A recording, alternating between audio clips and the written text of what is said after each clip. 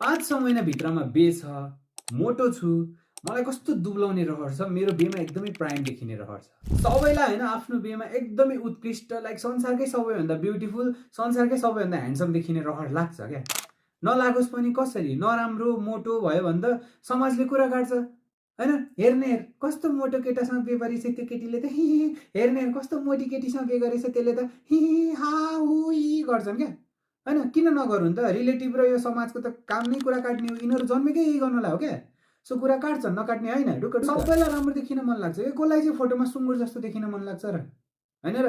Photo खिचे यत्रो देखिया कोटमा नि सुहाएन, लेङ्गामा नि सुहाएन, कसलाई चाहिँ त्यस्तो रहर लाग्छ र। अनि लाइफमा एकचोटि बे गर्ने हो, 10 चोटि त होइन होइन त नि। हजुरहरू पनि होइन रिलेटिभहरूको तानाबाट बच्न मन छ, अनि बेको फोटोहरूमा एकदमै उत्कृष्ट देखिन मन छ, आफूले एकदमै ट्राई गर्नु भइसक्यो दुब्लाउने, ओहो केही गर्दा नि भएको छैन भने you guys can contact me इन्स्टाग्राममा ATT_आर्यमयमा कि त फिट विथ अमृत __मा मलाई कन्ट्याक्ट गर्नुहोस्। हजुरहरूलाई दुब्लाइदिने जिम्मा मेरो। त्यसरी म पनि 5 महिना अगाडि लिटरली 106 केजीको थिएँ, आज जम्मा 78 केजीको छु र यु क्यान सी मी होइन, I am looking cute.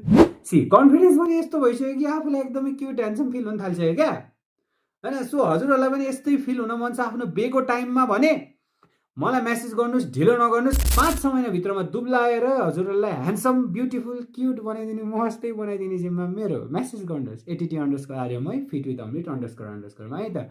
Tata bye by.